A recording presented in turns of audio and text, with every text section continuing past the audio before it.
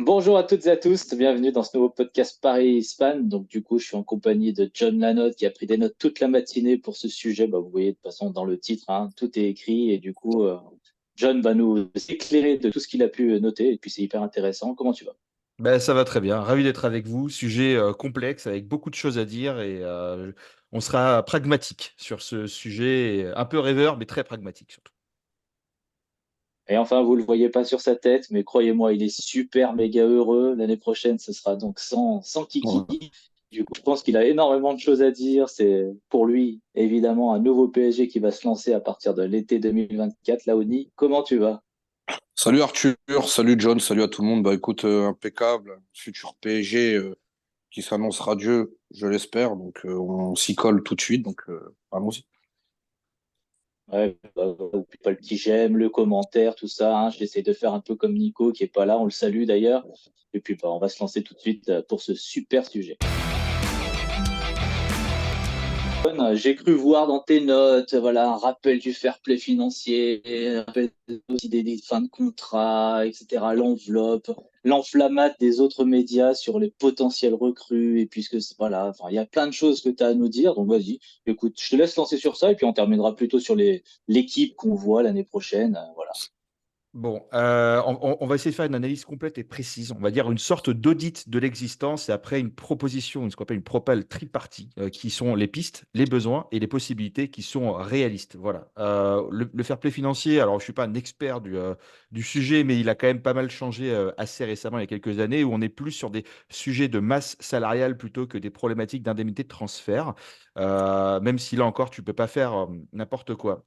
Arthur, on en discutait la dernière fois, toi, on se disait que, enfin, tu me disais que l'été dernier, on a changé l'équipe et que cette année, on va la consolider. Niveau masse salariale, l'été dernier et cet hiver, voilà, on a perdu Messi, Neymar, Sergio Ramos, Wijnaldum, Draxler, Paredes, Icardi, Diallo, Verratti et Kitike cet hiver et l'été prochain Mbappé. Donc quand on parle de fair play financier avec une capacité en gros de paiement, c'est plutôt ça qui régit aujourd'hui ce système-là, bah, tu es quand même plutôt à l'aise. Et en fait, il y a un sujet qui moi, m'embête un peu et que je n'ai vu dans aucune autre vidéo, où tout le monde parle d'une enveloppe, tout le monde parle de quelques joueurs, etc.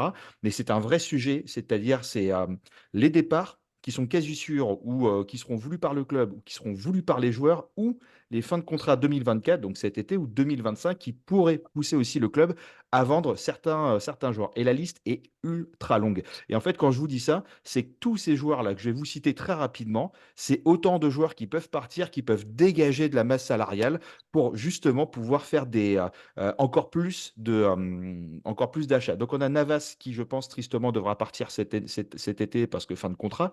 Kurzawa, fin de contrat. Sergio Rico, fin de contrat. Et j'espère que le club l'aidera un petit peu quand même sur certaines choses, mais je le vois mal prolonger. Solaire, à mon avis, sera sur la liste des transferts. Le Tellier 2024 que je vois bien remplacé par Mouquet.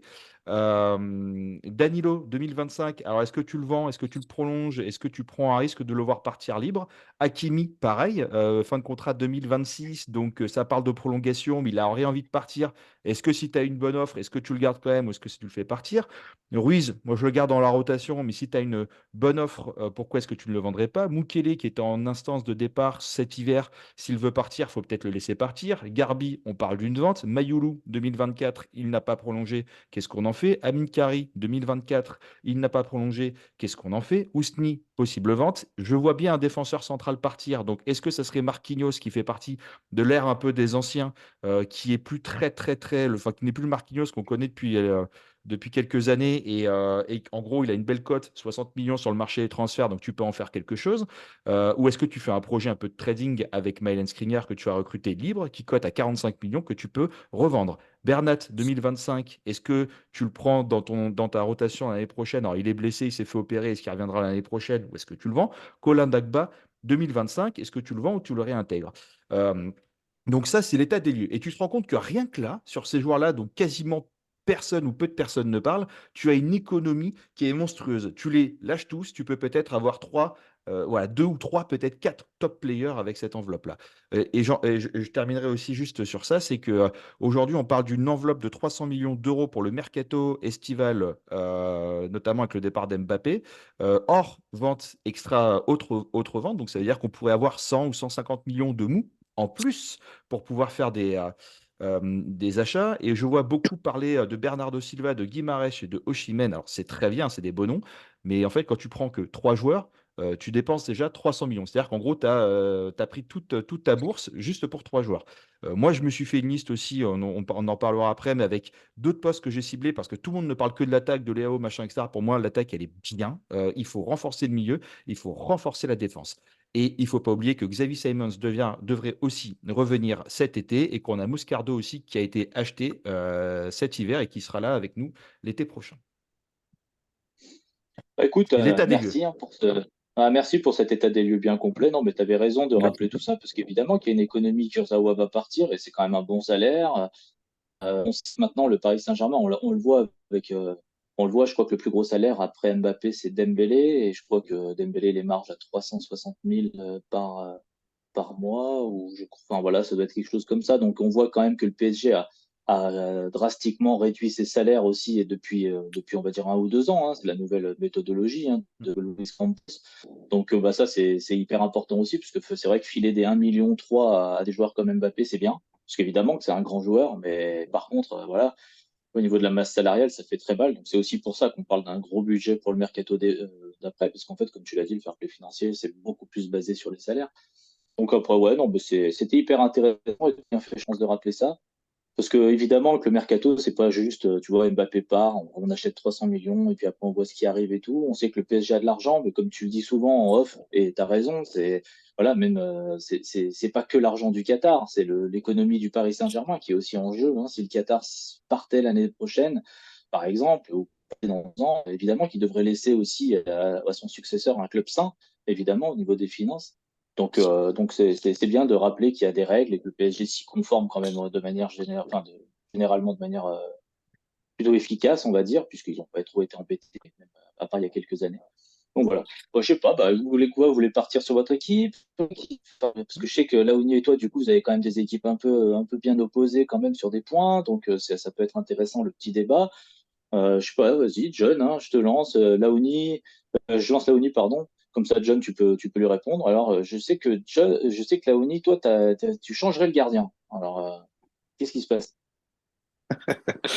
Ouais, non, bah après, c'est les goûts, les couleurs de chacun, bien évidemment, on peut en débattre. Moi, je prends mes patins à moi, je donne quelque chose. Après, moi, je ne sais pas ce que désire Luis Enrique. On n'est pas dans les starting blocks du PSG. Après, on peut avoir des petites informations comme ça pour essayer de savoir comment le PSG, à quoi pourrait ressembler le PSG l'année prochaine. Après, ce que j'annonce moi, on ne sait jamais, hein, parce qu'il y a des gens, ils ont tendance à prendre tout un peu à la hausse, c'est du factice, tout ça, c'est ce qui pourrait arriver comme ne jamais arriver au Paris Saint-Germain, même si on essaie quand même de garder une certaine cohésion, peut-être ou pas, tout dépend du jugement, mais je repars avec Mike Maignan dans les buts. Alors, moi, j'ai choisi de le mettre titulaire, mais ça peut être vraiment une vraie alternative avec Donnarumma. Après, on sait que le poste de numéro 1 et numéro 2 au PSG, on a déjà connu, mais je pense pour aussi Donnarumma d'avoir une vraie concurrence qui peut le bouger tout simplement de sa place.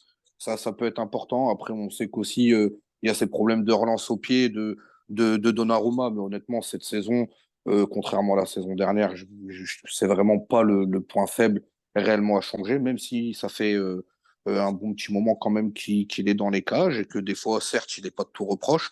Mais c'est vrai que de revoir un Titi plutôt parisien sur le projet français, etc. et tout, ça me plairait de revoir Mike Maignan qui n'a pas trop été respecté entre guillemets à sa juste valeur. Et j'aimerais en tout cas revoir un vrai gardien de but formé au PSG dans les cages. Après, sur le poste de Achraf Hakimi, que bien évidemment je conserve pas et je pense qu'on sait pourquoi aussi lui veut mettre la tangente, rejoindre son ami peut-être Kylian Mbappé. Il n'y en a pas beaucoup des joueurs performants à ce poste-là. J'ai choisi Wambi Saka de Manchester United. C'est une vingtaine de millions d'euros. Après les prix, c'est Transfer Market qui les donne. Mais je pense que ça serait un vrai joueur intéressant à ce poste-là. Après, j'ai choisi Bastoni en défense. Ça regarde que moi. Je pense que les défenseurs centraux du PSG, je pense qu'ils ont d'autres pistes. On pense à Yoro, notamment le Lillois. Je garde Marquinhos, parce que je pense que Marquinhos, il peut encore apporter au PSG. Je pense que s'il est bien entouré derrière, il peut retrouver un niveau plutôt intéressant. Nuno Mendes, c'est pareil aussi, hein. J'attends énormément de lui, donc j'espère le revoir au haut niveau et retrouver sa place de titulaire. Dans mon milieu à 3, il y a Ah, Kimmich. putain, là, on va peut-être faire les défenseurs d'un Ouais, coup, et puis après, on pardonnez-moi. passera sur les milieux, comme ça. Pardonne-moi, Arthur. Tu es Bah, du pardonné, coup, tu es pardonné. Pardonnez-moi, les ouais, gars. ouais, t'es pardonné, là, n'y t'inquiète pas, mais comme ça, au moins, Voilà. ça te permet de souffler. Mais comme ça, au moins, John Ouais, moi vas-y, aussi un petit Arthur, peu, donc je sinon. vais rebondir en premier.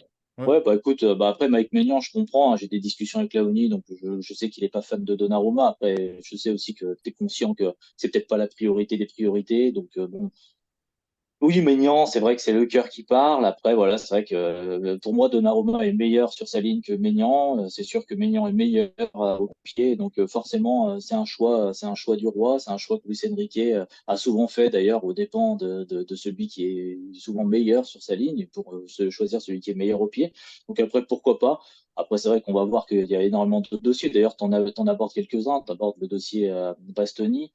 Bastoni, évidemment, c'est un joueur de l'Inter Milan, très bon joueur, avec des qualités très, très complètes, qui ressemble un petit peu, ouais, on va dire que c'est une sorte, dans les statistiques de cette année, c'est une sorte de Marquinhos, Lucas Hernandez-like, avec un peu plus de force dans les duels. Par contre, au niveau des duels aériens, je pense qu'il a encore, enfin, il pêche un petit peu. Et d'ailleurs, j'ai fait un édito hier et qui explique que le PSG, voilà, dans les duels et dans les duels aériens, c'est là où vraiment il y a le creux, quoi. C'est vraiment à cet endroit-là qu'il y a le creux. Le problème, c'est qu'en cherchant, en scoutant un petit peu, essayer de trouver on va dire un défenseur central qui a ces qualités-là, mais qui a aussi les qualités qu'ont des Marquinhos ou des Lucas Hernandez à la relance, c'est pas toujours évident. Donc moi, je vais lancer John, parce que je suis d'accord avec, bon, Hakimi part, si Hakimi part, ça serait un gros chèque, donc évidemment qu'il faudra le remplacer. Moi, je vous avoue que pour l'instant, j'ai pas de nom comme ça qui sortent en latéral, hein. C'est vrai que Hakimi, ça reste quand même. Bon, John va nous dire Mukiele, mais bon, on sait que Luis Enrique n'en fait pas sa tasse de thé. Mais après, voilà, Bastoni, intéressant. Voilà, je vous proposerai avant que on passe sur le milieu, je poserai moi mon défenseur pour l'année prochaine. Bien évidemment, on pourra aborder Yoro. Je sais que John va peut-être l'aborder. Mm. Vas-y. Ouais, bah, en gardien, moi je garde Donnarumma et je le prolonge en fin de saison s'il continue sur cette lancée-là, parce que à l'heure où on parle, et on va poster la vidéo, il fait partie des meilleurs gardiens du monde aujourd'hui. Il sort bien, etc. Super. On commence à trouver un équilibre où il y a un gardien numéro 2 qui est tenace et qui a l'air de tout à fait se satisfaire entre guillemets de sa position. Et on a un gardien numéro 3 qui est Mouquet, qui est formé au centre de formation du Paris Saint-Germain, donc qui rentre aussi pour la liste UEFA et Champions League. Donc voilà, on avait pris le tellier pour ça. On peut mettre maintenant Mouquet dans la piste sur ça. En défense, moi je garde Hakimi et je mets Mouquet en doublure, en tout cas en l'état des lieux. Maintenant, si Hakimi veut partir, tu as Joao Mario qui est de l'écurie Mendes, et j'en parlais tout à la fin de cette vidéo, l'écurie Mendes, pour vous donner tous les joueurs qui sont potentiellement qui peuvent arriver, parce que qui dit Campos, qui dit PSG, bah, dit forcément Mendes et ses joueurs. Donc Joao Mario qui est latéral polyvalent gauche et droite de Porto, voilà, qui est un bon joueur. Il y a Frimpong aussi, peut-être que j'écorche son nom, qui peut être Non, c'est un tout. joueur. Hein? Non, c'est ça. Voilà, donc qui est aussi un bon joueur qui fait de très bonnes choses qu'on peut aller chercher, donc qui est quand même plus onéreux, mais si tu vends un Kimi, tu as les sous pour aller chercher ce joueur-là. Et aussi, on parle peut-être de nouveaux joueurs asiatiques au Paris Saint-Germain, parce qu'on se rend compte que marketingment parlant, ça marche très bien.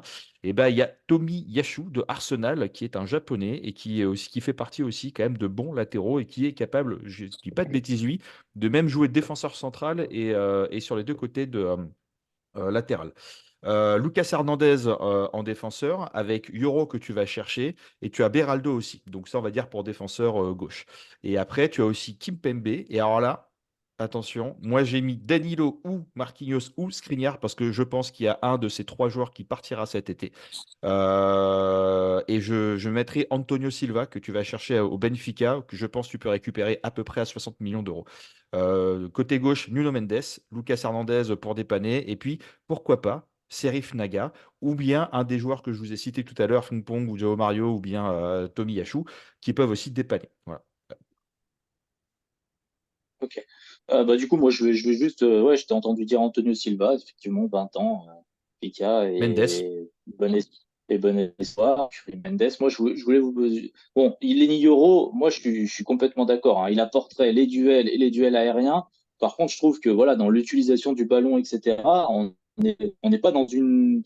Tu vois, par exemple, les statistiques sur cette saison, pour l'instant, Marquinhos, Hernandez et Danilo, hein, Danilo que je cite pas évidemment parce qu'il a 32 ans, mais Danilo est le défenseur le plus complet du PSG cette saison, enfin le défenseur central le plus complet. Donc évidemment, il y a encore Danilo dans l'équation, même si on sait que Luis Enrique est fan. Et du coup, oui, moi j'ai noté Gonzalo Inacio. Alors je sais pas si vous le connaissez, Naoni sûrement parce que du coup il a déjà dû en entendre parler un petit peu. John, je sais pas si tu as regardé un Si, peu si. les matchs du Portugal, Sporting. C'est Non, mais j'ai un un jeune ami. de 22 ans qui a à peu près les qualités, on va dire, qui a les qualités d'un Marquinhos, d'un Lucas Hernandez, d'un Danilo, à peu près dans les statistiques et puis même dans le jeu, mais qui est assez fort dans les duels. Par contre, au niveau de la tête, c'est pas top. Mais moi, je vous lance sur un défenseur complet que j'ai noté justement dans mon scouting et qui, sur ses statistiques, sur sa montée en puissance, que moi je trouve intéressant. Après, voilà, de là en faire un titulaire, mais qui pourrait venir compléter la défense, c'est Jean-Claire Todibo, qui a vraiment des statistiques au duel très intéressantes, qui dans l'utilisation du ballon, il est finalement assez intéressant. Vraiment, là où il pêche encore un petit peu, c'est pareil dans les duels aériens. Mais je vous avoue un peu, j'ai pas trouvé un défenseur, voilà, même un Virgil van Dijk a du mal dans certaines zones de jeu, on va dire, dans certains domaines du jeu à Liverpool, alors qu'il est extraordinaire de la tête, etc. Après, moi, j'ai du mal à tout miser. Je vous pose la question, tout miser sur un défenseur très fort de la tête pour quelqu'un comme Luis Enrique, qui n'en fait pas vraiment une affaire d'État. Pour lui, c'est vraiment choqué. Donc, qu'est-ce que vous en pensez? Non, je pense que Todibo, déjà, c'est un joueur qui est souvent revenu dans la short liste du Paris Saint-Germain. On peut même rajouter un autre joueur, mais c'est pas le même compartiment, c'est Thuram aussi. Mais c'est vrai que le voir arriver, en tout cas, au PSG, c'est sûr que je dis pas non. Et toi, John, t'en penses quoi, Jean-Claire Todibo? Pourquoi pas, mais peut-être peut-être qu'on peut passer au milieu, parce que j'ai peur qu'on soit un poil Ouais, juste vas-y. après en termes de timing. Mais on pourra en reparler après, sinon si on a un peu de rabat à la fin.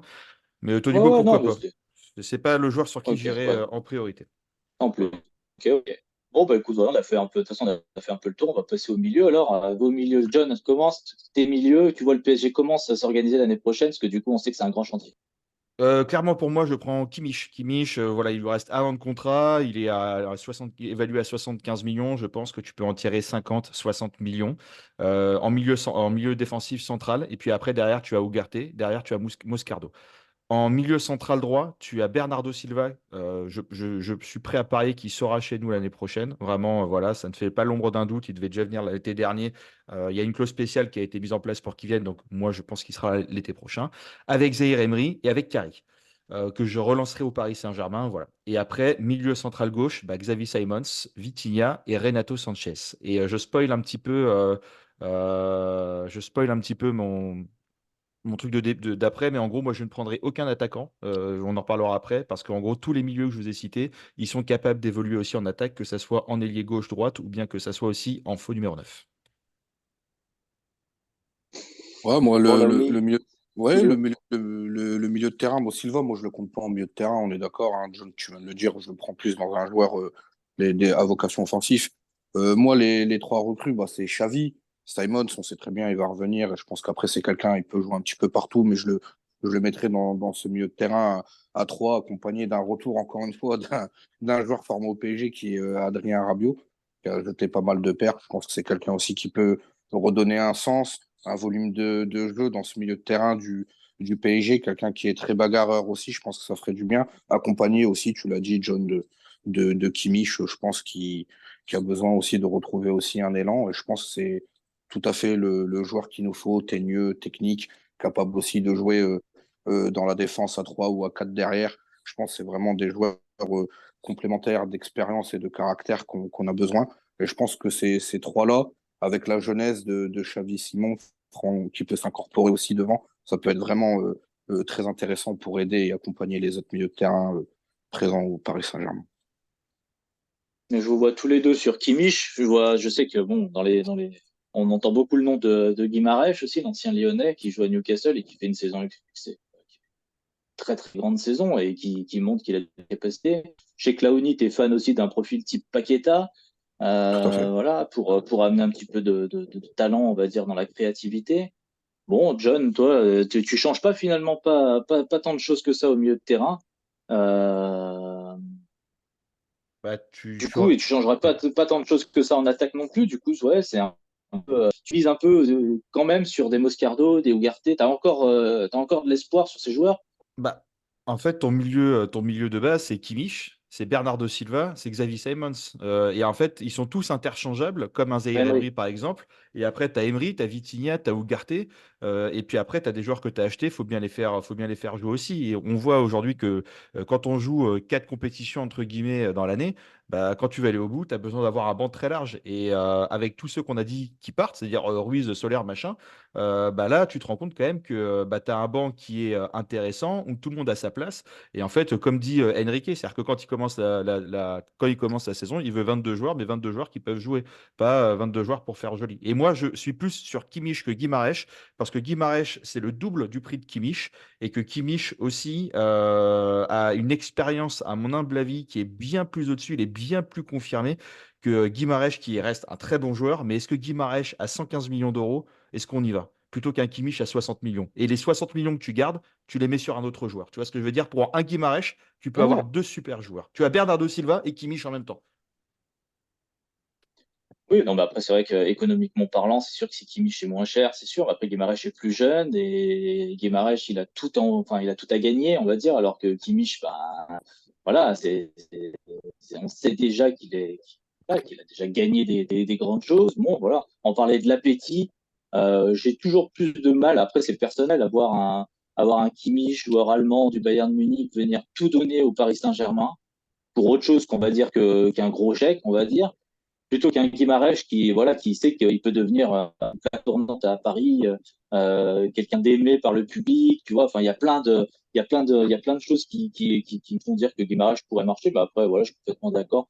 Bon, je vois que vous remettez un petit peu de rotation dans ce milieu de terrain où Zaïre Emery clairement est pour dans les yeux d'Enrique cette année, Luis Enrique cette année les titulaires. Donc pour vous, de concurrence même pour lui et du coup forcément avoir, on va dire, 6 milieux de terrain de haut niveau pour justement passer le cap. Moi, on va passer aux attaquants. Du coup, vas-y, vas-y, Mais, chef. mais 6 milieux de terrain qui peuvent jouer aussi attaquant. C'est ça qui est intéressant, c'est qu'on peut les permuter. Et c'est là, bah, ok, passe décisive, bah, c'est là où attaquant, moi, j'achète personne. En fait, quand tu as tes milieux offensifs qui sont capables. Xavi Simons, il a déjà joué neuf, il a déjà joué faux neuf, il joue ailier gauche, il joue ailier droit. Lee, il sait jouer ailier gauche, ailier droit. Bernardo Silva, il sait jouer ailier droit. Et tous ces joueurs-là savent aussi jouer milieu centraux ou milieu offensif. Et moi, quand j'entends qu'on va aller prendre des joueurs qui sont inconstants comme Leao, Rashford, ou des joueurs qui sont très très bons, mais qui ont un vrai coût. Osimhen, c'est 130 millions d'euros la clause. Mais en fait, tu prends Osimhen, ce qu'on disait tout à l'heure, Bernardo Silva, Guimarães, tu n'as plus d'argent entre guillemets dans ton mercato. Et je suis convaincu qu'il y a plus intelligent à faire. Et pour moi, c'est ton milieu de terrain que tu dois consolider. Et c'est ta défense que tu dois vraiment aller travailler. Parce qu'aujourd'hui, bah en fait, en ailier droit, tu as Dembélé, tu as Asensio, tu as Ali, que tu as déjà en ailier gauche, tu as Barcola, tu as Colomwani. Et Colomwani, moi, je continue d'y croire. Et au pire des cas, bah, si c'est un joueur de banc parce qu'il n'a pas le niveau, bah, c'est un joueur de banc qui n'est quand même pas dégueulasse. Et en avant-centre, tu as Gonzalo Ramos, avec qui tu peux mettre, tu peux mettre Asensio aussi. Tu peux aussi aller mettre Colomwani si besoin. Ou tu peux même mettre Xavi Simons en faux neuf. Et un autre joueur, moi, Mais genre, je passe une dédicace à mon ami Samy qui suit énormément le championnat portugais. Tu as Victor Gueio Queiroz, j'excorche un peu peut-être son nom, mais qui a une valeur marchande de 45 Gyökeres, millions. Exactement. Et je pense que tu peux aller chercher pour 60-70 millions, qui est apparemment un super joueur, très travailleur, machin, etc. Bah, en fait, moi, je vais vous donner mon résultat net des courses. Pour 300 millions d'euros, tu achètes Kimmich, tu achètes Euro, tu achètes Bernardo Silva, tu achètes Antonio Silva et tu achètes Gyökeres. Et en plus de ça, tu as Moscardo et Simons qui arrivent. Et là, pour 300 millions. Et si tu veux prendre plutôt Osimhen que Guillaume Queiroz, bah, c'est 370 millions. En fait, tu restes à peu près dans ta bonne équation. Tu vois ce que je veux dire? non Donc pour mais moi, en attaque, on est après, déjà. non, mais je vais rebondir sur Gyökeres. Et d'ailleurs, Laoni, je le sais aussi, parce qu'on en a pas mal parlé. On sait quel joueur est Gyökeres. Et évidemment qu'un pari comme ça, tous les jours, on l'aurait tenté, on aurait pu le tenter, etc. Et ça, il y a aucun souci. Après, ouais, là, on va se rapprocher un petit peu plus de la cohérence. Alors, moi, j'entends hein, Gonzalo Ramos, voilà, c'est un buteur, c'est un gars qui est capable de mettre plus de 20 buts par saison, il n'y a aucun souci, clairement. Colomwani en Bundesliga était capable de mettre des buts, mais il n'y a aucun des joueurs de notre attaque actuelle, et tu rajoutes Xavi Simons, etc., qui est capable 50 buts et actions décisives de Kylian Mbappé, qu'on l'aime ou qu'on l'aime pas. Donc évidemment que quand on parle de faire venir un gars un peu fiable et qui est vraiment très fort, hein, Osimhen par exemple, il est vraiment très fort, ou carrément faire venir des joueurs de côté. Je sais que Laoni, dans ton équipe, tu vas me le dire, mais tu as mis Kvaratskhelia, et forcément Kvaratskhelia, il amènera côté décisif aussi par le but, mais aussi par la passe pour des joueurs notamment comme Gonzalo Ramos. C'est pour ça que moi, je suis d'accord avec toi, John, sur tout, pratiquement. C'est vrai qu'il n'y a pas non plus besoin de tout révolutionner. La révolution, elle était l'année dernière. Là, il faut consolider. Donc là où je suis d'accord. Après, l'interrogation que j'ai, et j'ai pas de réponse, hein, c'est pour ça, c'est j'ai du mal à voir faire confiance à Gonzalo Ramos. J'ai du mal à le voir faire confiance à Randal Colomwani en tant que neuf. Alors s'il le fait, tant mieux, parce que évidemment, c'est des joueurs qui sont déjà sur place. Après, moi, la question que je me dis, c'est comment tu remplaces? Tu remplaces un Kylian Mbappé, il faut quand même un gars qui met au moins 25 buts par saison. Tu vois, je pense que t'as pas le choix, il faut un buteur. Gonzalo Ramos est capable de le faire, je sais, ça on est complètement d'accord. Mais est-ce que Luis Enrique va mettre Gonzalo Ramos? Parce que si c'est pour qu'il joue avec un faux neuf, Marco Asensio, c'est bien, hein, super sub, 14 buts par saison. Xavi Simon, c'est bien, hein, il met 8 buts, 9 passes décisives, c'est pas mal, tu vois. Mais par contre, on n'est pas dans, tu sais, ce joueur qui est capable de mettre au PSG.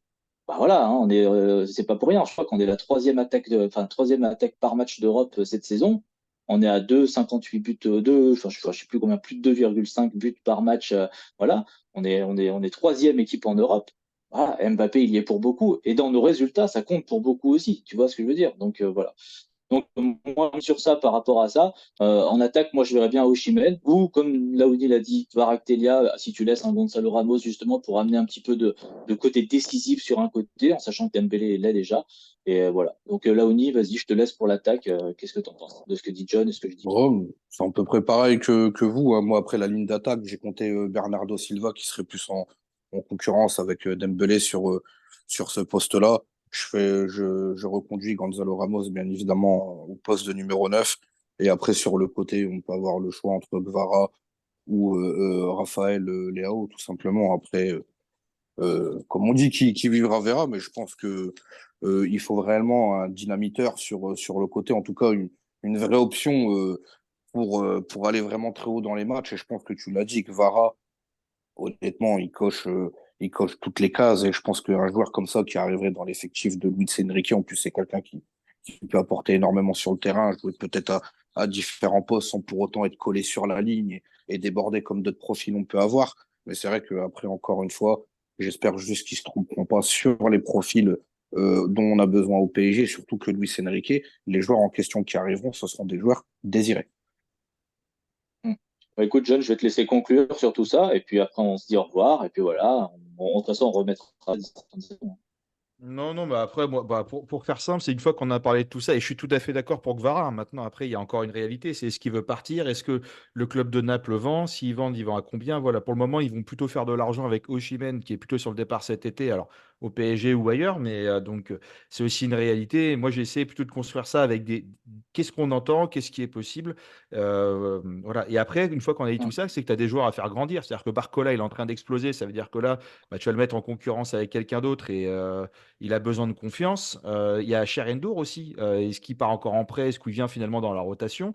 Il y a le cas de Ethan Mbappé, alors qu'il y a un vrai potentiel. Est-ce qu'on le prolonge? Est-ce qu'on l'envoie en prêt? Qu'est-ce qu'on en fait? Mayoulou, on le prolonge ou est-ce qu'il part? Etienne Michu, qui est chez nous aussi et qui est un bon joueur, qu'est-ce qu'on en fait? Yoram Zag, Serif Naga, qui est arrivé en tant que grande pépite pendant un moment et finalement, on n'en entend plus trop parler.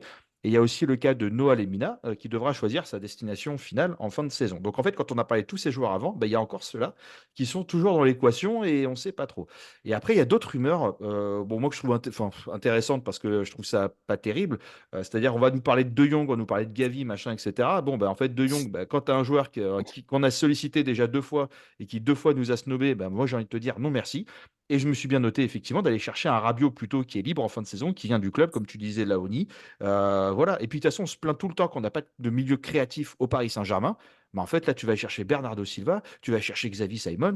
Déjà, tu commences à trouver des joueurs qui sont capables de te remonter le ballon bien avec un Emery aussi qui savent casser des lignes. On parle de Gavi aussi. Donc, déjà, Gavi, le Barça, mis à part une offre à 140, 150 millions, je ne les vois pas s'en séparer. Mais encore une fois, il revient d'une blessure qui est importante. Comment va-t-il revenir?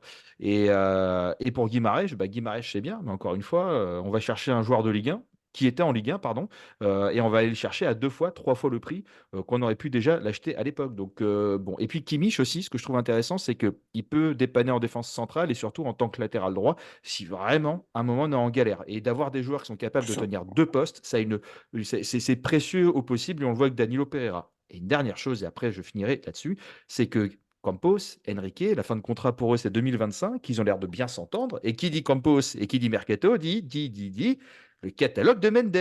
Et aujourd'hui, c'est le fournisseur officiel avec Gestufut qui est son agence de joueurs. Et moi, ça ne m'étonnerait pas que l'année prochaine, on ait même des publicités Gestufut au sein du Paris Saint-Germain. Mais bon, je dis ça, je rigole. Mais en vrai, Antonio Silva, Fabinho aussi, qui a été évoqué pendant un moment et qui voudrait partir et qui est un milieu défensif de grande qualité, qui peut jouer DC aussi, c'est hyper important. Il y a Ait Nouri de Wolverhampton, qui est un jeune joueur qui est très intéressant. Joao Mario, je n'avais parlé tout à l'heure. João Neves aussi, qui est un milieu défensif, une jeune pépite du Benfica. Et quand tu regardes sur des joueurs qui sont beaucoup moins confirmés ou cotés, en fait, il a pas mal de latéraux dans son écurie Mendes. Donc, on n'est pas à l'abri de trouver deux, trois joueurs aussi qui viennent nous aider. Voilà. Et en fait, quoi, on a bien discuté, mais on a beaucoup de problèmes de riches. On a parlé de plein de joueurs. Il y en a beaucoup. Parmi tous ceux qu'on a cités, il y en a au moins quatre qui arriveront. Je pense Simons, Yoro et Bernardo Silva. On a des chances peut-être de voir soit un Kimmich, soit un De Jong, soit un Guimarães. Bon, un des trois, entre guillemets. Déjà, là, franchement, on est quand même pas trop mal, quoi. Et en attaque, Ouais, moi, je vais persister signe ouais. pour dire qu'on a ce qu'il faut. Franchement, voilà, il y a presque ce qu'il faut. C'est un collectif, des joueurs qui jouent, et que ça soit Enrique qui dise je veux, je veux, je veux, je veux, machin, etc., plutôt que on te les met dans les pattes et Inch'Allah, on verra ce qui se passe. Ouais, tu as refait le tour. On est sur un mercato plus ambitieux du côté de la Uni. On est sur un mercato plus de consolidation pour toi, avec tous les deux la même vision, c'est-à-dire que Luis Enrique devrait s'appuyer sur un Gonzalo Ramos et économiser du coup quelque part un petit peu d'argent là-dessus pour aller taper fort au milieu en défense et puis même pourquoi pas sur les côtés, hein, parce que j'ai compris que la Uni peut-être encore un petit peu voilà doit être mis en concurrence. Tout comme Dembélé, hein, d'ailleurs, hein, qui est mis en concurrence pas tous les deux par Bernardo Silva, grosso modo, etc. Donc, euh, donc voilà, donc un PSG plus concret. Mais je pense que de toute façon, c'est ce qui manque au PSG cette saison, hein. C'est vraiment cette, on va dire, cette force qui n'est pas tout le temps défensivement dans les duels, ce milieu de terrain qui manque de créateurs et qui manque, en gros, ce qu'on peut dire du milieu de terrain actuel, c'est que t'as trois joueurs pour un joueur, quoi. Tu vois, t'es genre Mm. Ugarte plus Ruiz, c'est égal Kimmich, quoi. Tu vois, il faudrait les faire fusionner ensemble pour avoir un seul joueur. Euh, donc, euh, donc évidemment que voilà, c'est super intéressant. Moi, je vous dis, je termine sur ça et puis je vous salue. Le bémol pour moi, c'est qu'est-ce que veut Luis Enrique? Parce que Luis Enrique, c'est C'est bien ça la beau de nous question. dire Dani qu'il Olmo. s'appuie sur Gonzalo Ramos, mais pour moi, Gonzalo Ramos, il nous prouve. J'espère qu'il va, pendant la fin de saison, va nous changer un petit peu les idées, mais il nous prouve qu'il ne le peut pas. En tout cas, dites-nous dans les commentaires, vous, votre mercato, plus un gros mercato type Laouni, plus un mercato de consolidation type John. Moi, je me situe un peu entre les deux. De toute façon, on se laisse voir et on refera sûrement un point d'ici quelques semaines quand on aura encore Ouais. plus de nouvelles. Donc, dites-nous bien dans les commentaires. Puis, merci Laouni d'être venu. Écoute, merci à toi, merci à John, hein. C'est un véritable chantier, je pense, tout ça. En tout cas, le mercato d'été va être agité.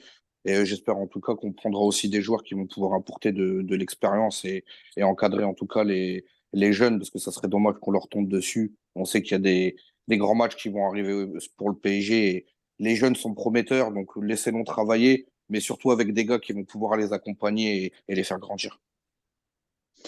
Et merci John. John, le maître du temps. Ah, bah, écoutez, ravi d'avoir été avec vous et puis d'avoir pu surtout faire un état des lieux, voilà, de ce qui va se passer cet été, parce que c'est ce qui va aussi nous permettre de rêver ou pas. Ouais. Et en fait, c'est bien. Moi, je trouve ça intéressant de se dire j'aimerais ci, machin, etc. Mais ce qui est intéressant, c'est de se dire vraiment qui veut venir, qui peut venir, et à quel prix aussi. Voilà. Et en fait, parfois, tu te rends compte qu'on veut des joueurs qui coûtent un certain prix. Bah, tu préfères une économie drastique en prenant des joueurs quasiment aussi bons et en allant chercher sur d'autres postes. Voilà. Il Et faut. surtout, s'il y a quelqu'un qui veut partir, qui part. Exactement. Et on a fait pendant très longtemps Exactement. des mercatos de stars à prix d'or, machin, etc. Il est temps de prendre des joueurs qui ont envie de venir et surtout voilà, d'avoir un banc, limite 3 équipes dans une équipe. Et vous me faites un pouce, mais je vais terminer par une conclusion. La conclusion, c'est Mbappé part, donc on est au courant qu'au 1er juillet, il ne sera plus parisien. Enfin, en tout cas, on va bientôt l'être officiellement. Donc, on ne veut pas un mercato qui se termine le 29 août. Hein, on est d'accord? Non, Ah non, bah oui, ça c'est sûr. il a commencé On maintenant. veut, on Il veut a commencé on veut qu'ils soit arrivent. maintenant. Ouais, voilà. On est d'accord, il faut que le PSG soit vraiment au travail Les vrais maintenant. dossiers, c'est maintenant qu'on les travaille. C'est pas la fin Voilà. de saison. C'est On est hyper tous important d'accord. pour que le dise. En tout cas, merci à tous. Merci de nous avoir suivis. À bientôt. Ciao.